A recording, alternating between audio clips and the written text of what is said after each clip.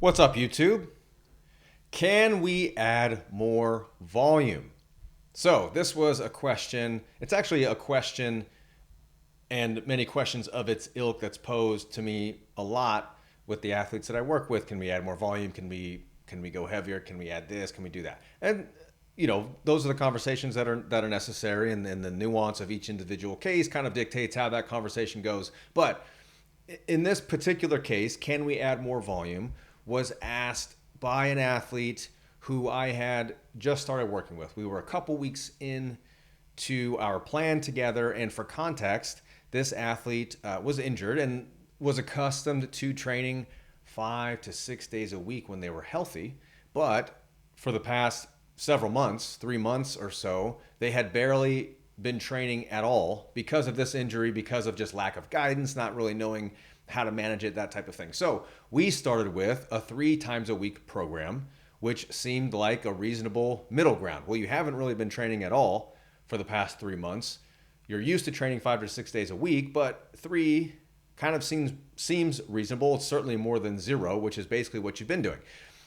And what's interesting is something that I notice with a lot of athletes, was not all of them certainly, but I personally can relate to this, and maybe you can too, is that we seem to be more comfortable with all or nothing. As in, we can rationalize not training much at all because of an injury, but if we do train, the expectation is that it should be the way that we used to be able to do it. The volume that we used to be able to do, the loads, the exercise variations, etc. There seems to be this angst with the idea of minimum effective dose, or the idea of just, starting at a place that is sustainable, that's going to get us to where we want to go. Even though, for this particular athlete, that 3 times a week program was 3 times more than what they had been doing the last 3 months. But there was still this, once they get into, it's like once they step into the gym, they all of a sudden just remember how much they used to train. And now this reduced workload is almost harder to accept than not training at all.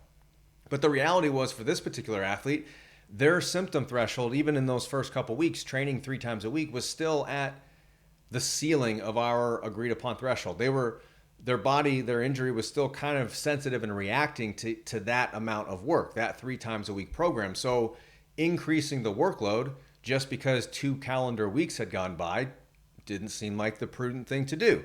So regardless, though, that question sparked really good dialogue. It sparked back and forth. I get to kind of hear it from them, their perspective a little bit better. They get to hear my perspective about the situation.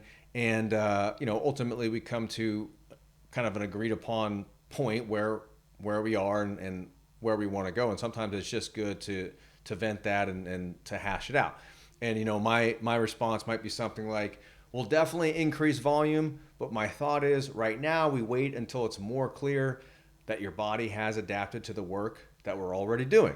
What do you think? And then we have that dialogue. So, hopefully this is helpful. It's something that comes up a lot. Maybe it relates to you in terms of just you being an athlete. Maybe you can relate to it as far as working with athletes. But I'm interested if you all have had similar experiences either way. Let me know. Put it down in the comments, and we can have a discussion.